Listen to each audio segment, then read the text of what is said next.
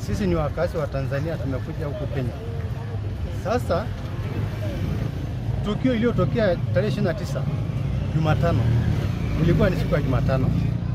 Ilikuwa ni siku ya kura. Sasa tumekuja huku. Tunaomba wito serikali ya Kenya ituingilie kati.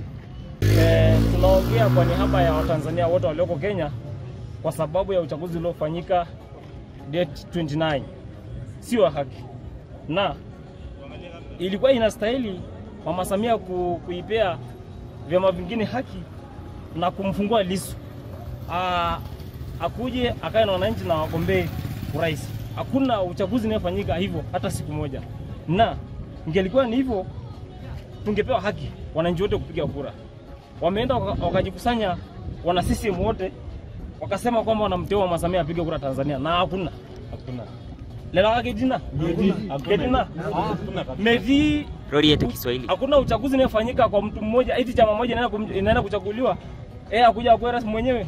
Kwani hiyo Tanzania hakuna